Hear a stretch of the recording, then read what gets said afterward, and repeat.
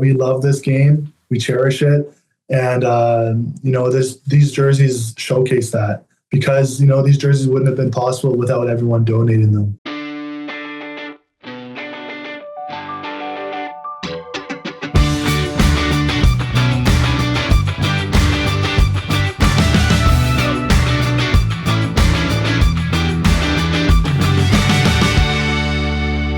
Here we go, another episode of Closer Look across the Village Media Network and wherever you get your favorite podcast with Michael Friscolanti. I'm Scott Sexsmith. Welcome back to the show. It's day one, the Olympic Winter Games kick off today. Is the opening ceremonies today? Or I don't know if it's the openings. I don't know how that works. Do you know, Derek? It's on the weekend. Yeah, ceremonies on the weekend, but they start some of the games. Okay. Curling, mixed curling, I think Derek said started today. Yeah. And women's hockey. First games tonight? See, Derek should really just be at the table. I know. Seriously. What the hell are we doing I've been here? saying that for months. Nobody listens to me.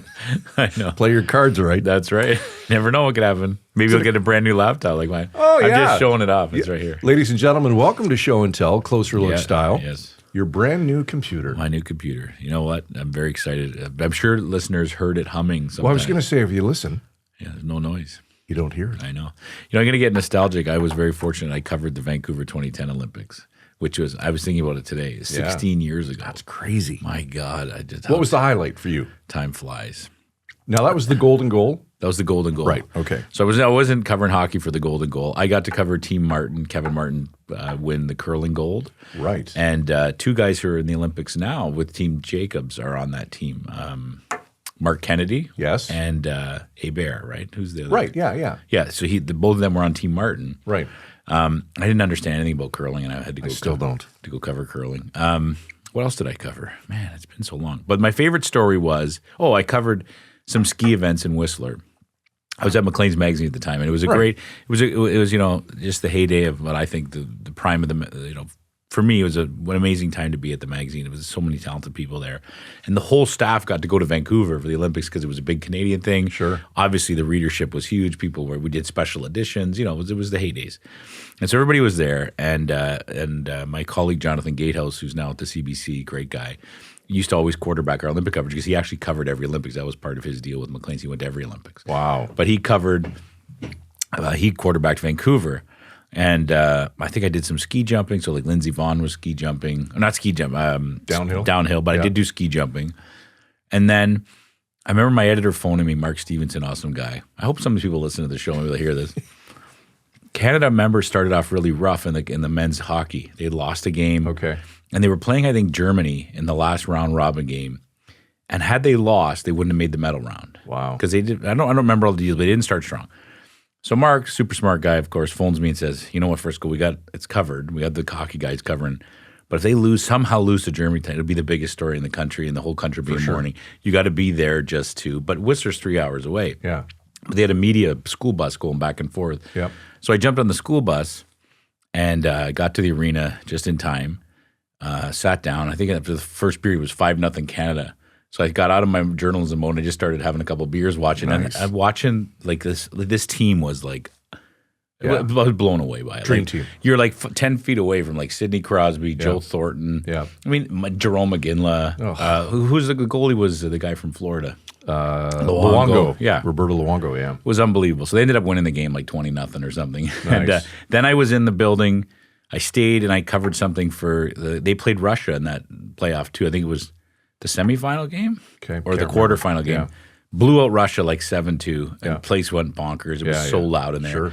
But I couldn't even get in. I couldn't get in. I had to go back to cover something else. But there were still a limited amount of media pass. Not any. You couldn't, just because you had an Olympic media pass didn't mean you can get into the rink. There was limited seating, but it was an amazing experience, and I'm very grateful I had a chance to do it. What a cool thing to see. It was. And drinking beer on Maclean's dime. I know. That's right. I might have paid for the beer on my own. No, I don't want to tell anyone. I don't know. You submitted It's the been receipt. 16 years. I don't know. It's funny that we talk all this talk about Olympics because tonight we're talking about a special jersey that's making its way. That's I'm right. sure it's there now. The great Canadian jersey. I don't want to give away too much, but people probably read about this. This is where people donated their jerseys, and then a really talented person kind of took them and made 5 different jerseys with different patches. His name's Cameron Lizotte. Did I pronounce that right? You did, yes. Cameron Lizotte, former OHL player from Sudbury, good Northern Ontario boy. He's now out on the West Coast, but he's going to join us tonight to talk about this project and all this heart and soul that went into it. Hockey shapes a lot of Canadians, but very few end up stitching it together, literally. Cameron Lizotte was an OHL player with a real shot at going pro before following a different obsession, fashion. Now he's the designer behind the Great Canadian Jersey created for Rogers ahead of the 2026 Olympics. A single jersey made from patches and pieces from hockey teams across the country, worn by stars like Connor McDavid and Marie-Philippe Poulin. It's sports, it's art, and it's a uniquely Canadian story about identity, risk, and following your gut. Cameron joins us tonight on Closer Look. Cameron, welcome to the show. Great to see you. Yeah, great to see you guys. Thanks for having me. And I appreciate the great intro. The fact that you consider me, I could have made it. I appreciate that. Scott thinks he could have made it too, Cameron, so I don't know. Look, we all had dreams, man. Let's be honest. Cameron, let's start with your journey from hockey rinks to the world of fashion. It's an amazing story. Can you start by telling us about that? How did it all happen? Yeah, no, I grew up like most kids in Canada. All I dreamt of was to play in the NHL, and I was really fortunate at a young age. I was, ranked top 42 in Canada at 14. Wow. So, I had high hopes, and it was a possibility for me to make it all the way. And as you grow older, you just experience more parts of life. Not saying I lost the love of hockey, but I just grew more love for different things in this world. And, and then lo and behold, sewing. I was in high school playing hockey in Peterborough for the OHL team there, and kind of dabbled in different mediums and in classes, and I just kind of fell in love with sewing once I picked it up. That's an amazing thing. So just so everyone knows, you grew up in Sudbury, right? So you're a Northern Ontario kid.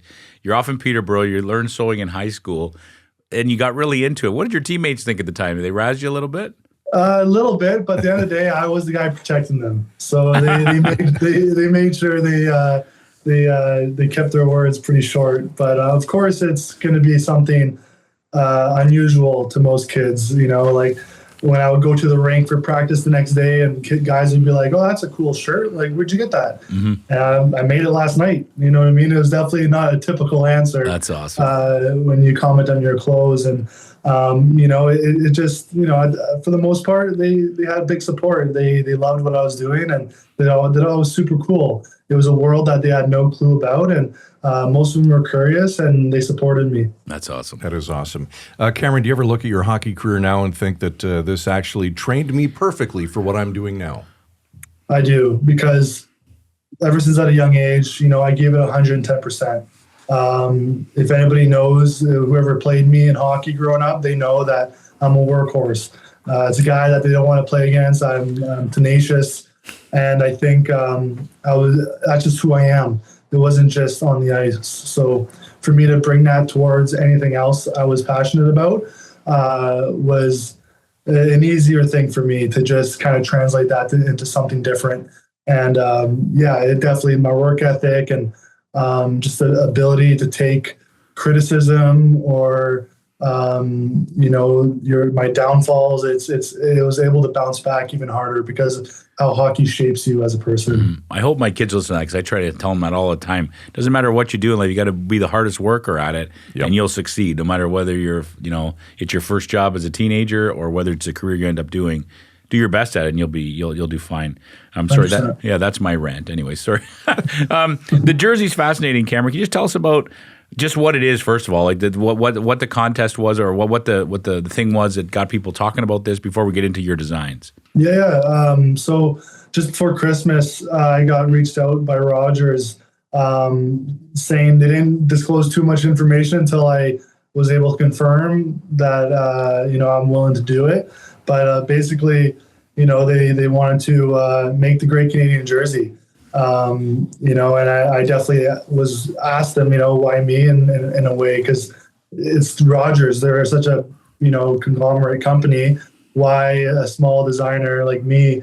But my hockey background was, that really gave me that edge to be the guy. They said they did a nationwide search for the best designers. They presented a few options, and I was unanimously chosen. So it was a huge honor. It was a huge honor to be chosen for this project. And it was a full circle moment, like at the end of the day, I had to pump my own tires, but I was the perfect guy for the job. Like with thousands, like hundreds of jerseys coming in, we had to make sure that we show equal representation throughout Canada. And most people in the studio had no clue where these jerseys were come from. Me, I was like, yeah, that's Ontario. Oh, played against that team. That's in BC, so it made people's jobs a little easier with my knowledge. That's great. Cameron, if I recall the story, when you first got the email from Rogers, you thought it was spam. At what point did a light bulb go off and you're like, okay, this is legit? Yeah, no, I know I mentioned that because I did, when I first saw the email before replying, I spent probably a good half an hour of just researching, confirming the email is legit and just stuff like that before I really dove in didn't want to get too excited, but I'm happy it was real. That's an amazing. Just to remind everyone, so what Rogers asked people around the country to just donate old jerseys, right, and throw so whether it was a beer league jersey or their junior hockey jersey. So did these hundreds and hundreds of jerseys show up at your house, or did they pick through them first before sending them off to you? So luckily it worked out. Originally I was supposed to do it in my studio here in Sudbury, but we ended up, it would have been a lot easier for logistics for me to be in Toronto with their team.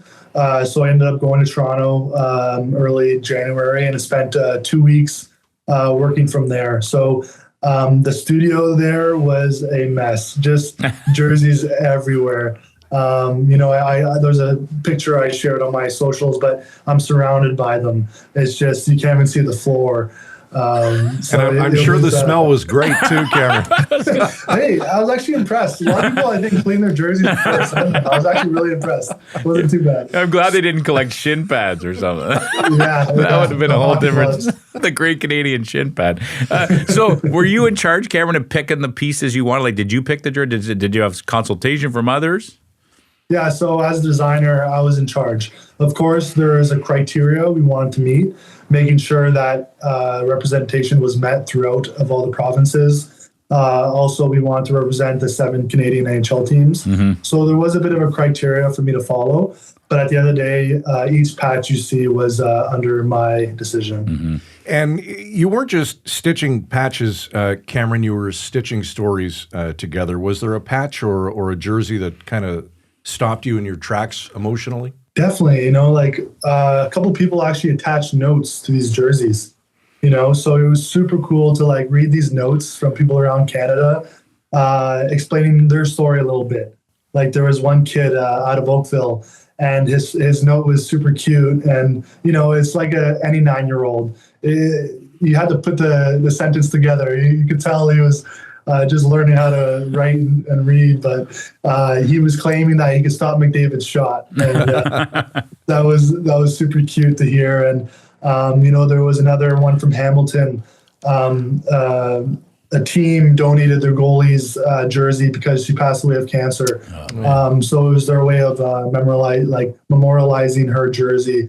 So I made sure to get her story attached. And reading a few of those notes just really was the essence of this project.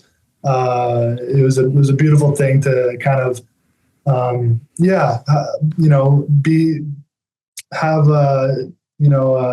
not control, but be able to make the decisions to have these people's stories be told. It was very important for me to include everybody I could. And just sitting here listening to you, you can tell how important it was, and you can hear the emotion absolutely in your voice, Cameron.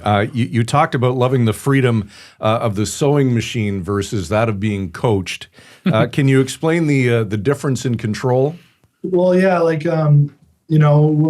what I mean by that, is especially when I was a rookie, I was in the stands about 50% of the games.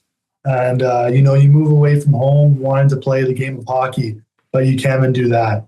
And so, just having the choice of being in a lineup or not, that was something that was very difficult for me to adjust to, especially from playing in Sudbury. I didn't get off the ice in Sudbury. So, stuff like that. And just the little things, just being able to, wear what I want. And so when it came to the sewing machine, any detail, any decision I made, fabric choice, just whatever it was, I was able to have, full control of what I wanted to do. And, coaches did their job. That's what they're meant to do. But I guess there was just part of me that wanted an outlet to kind of balance that. So you created 5 different jerseys for this Great Canadian Jersey. How much thought do you have to put in to try to make each one unique? Is it to the initial person who looks at them, might think, oh, they're just 5 cool jerseys all stitched together. But obviously a lot of thought went into each one.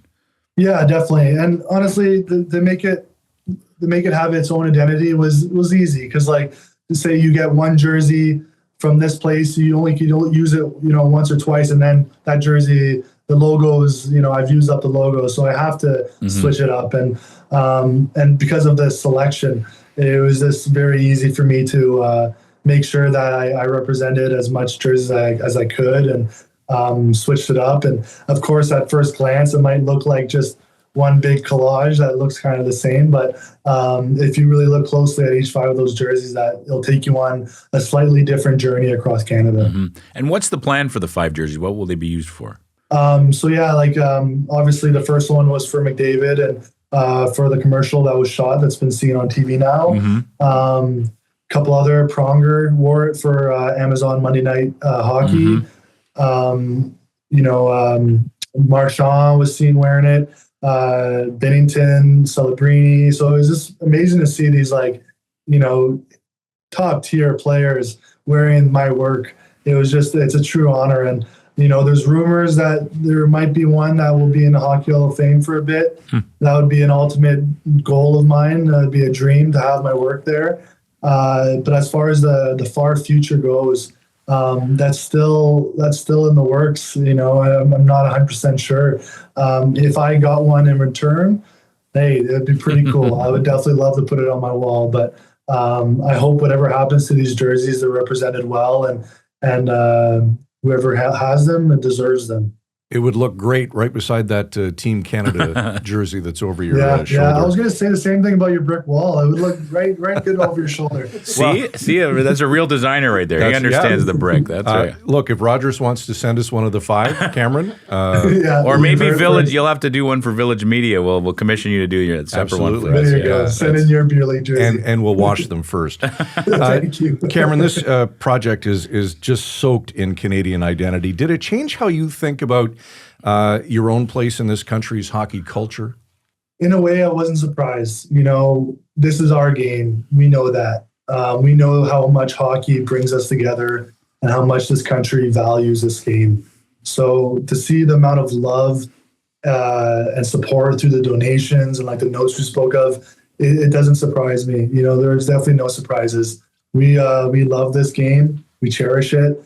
And, these jerseys showcase that, because, these jerseys wouldn't have been possible without everyone donating them. Give us a great story about one of the reactions you got when the jerseys were unveiled, whether someone from Rogers or someone in the public telling you what they thought of them.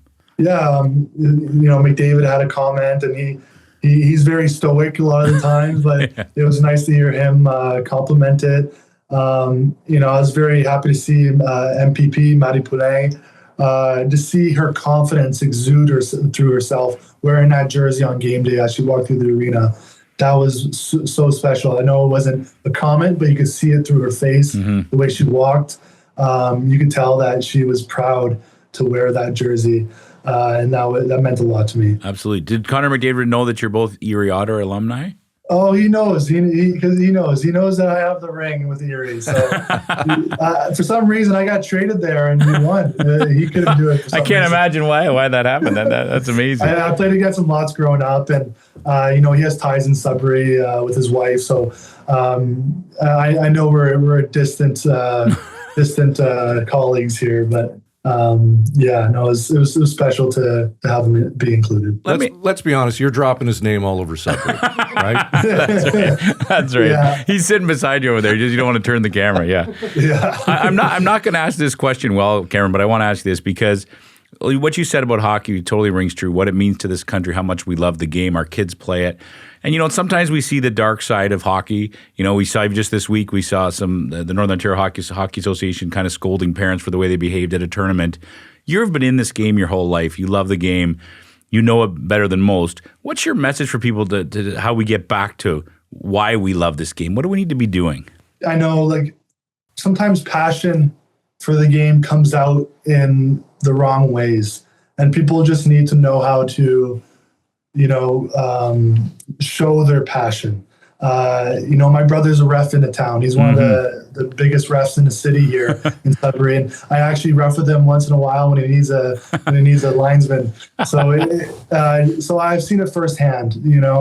I'm very blessed and lucky that my dad and my mom was supportive in the right ways. They showed their passion through, you don't have to be the loudest person in the ring to show your passion.